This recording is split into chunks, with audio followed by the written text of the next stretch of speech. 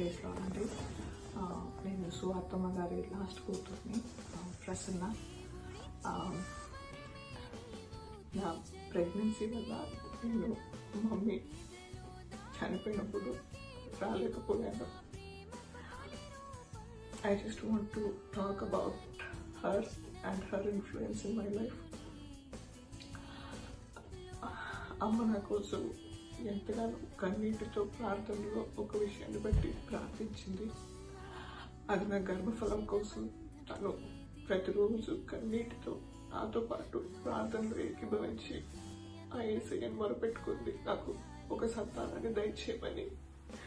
దేవుడు తన యొక్క కన్నీటి ప్రార్థన ఆలకించి నాకు ఒక కుమారుణ్ణి దయచేశాడు. మరి ఇప్పుడు ఒక సెకండ్ ప్రెగ్నెన్సీ కూడా దేవుడు మా ఇరువురికి దయచేశాడు. నేను నా డెలివరీ మండే ఉందండి.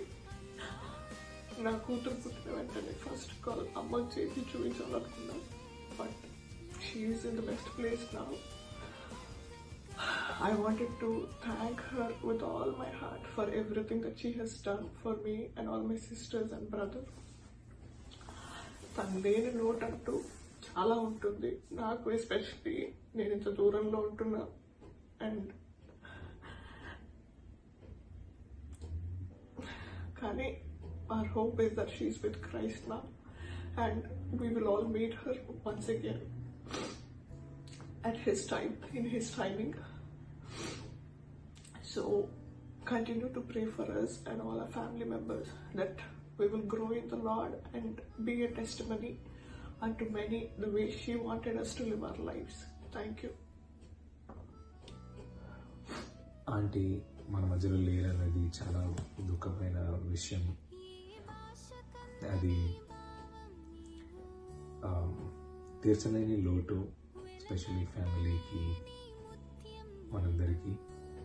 కానీ మన నిరీక్షణ, మనందరి ఆశను, మనందరి నిరీక్షణ, ఎస్పెషల్గా ఆంటీ నిరీక్షణ యేసు ప్రభుతో ధ్యానించాలి, యేసు ప్రభుతో ఉండాలి అనేది ఇప్పుడు నెరవేరింది. దేవుని సమయం ముందు దేవుడు పిలిపించుకొని వారిని దేవుని వద్దకు చేర్చుకున్నారు. సో ఇదే మనందరి నిరీక్షణ కూడా. ఒకానొక దినం మనం దేవుని సన్నిధిలో ప్రవేశించి దేవునిలో ఉండాలి అనేదే మనందరి కోరిక.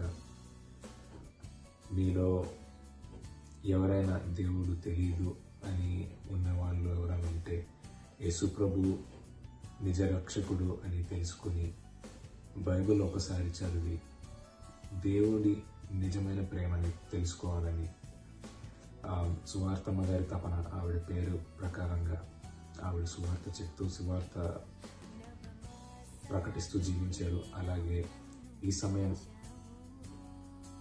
ఎవరైనా దేవుడు యేసు ప్రభు తెలియని వారు ఎవరైనా ఉంటే ఒకసారి దేవుని రుచి చూడాలని, సువార్తమ్మ గారి జీవితం ఎలాగైతే జీవించారో మంచిగా దేవునిలో, మీరు కూడా ఆ దేవుణ్ణి తెలుసుకొని ఉండాలని మా అందరి ఆశ, కోరిక. Thank you.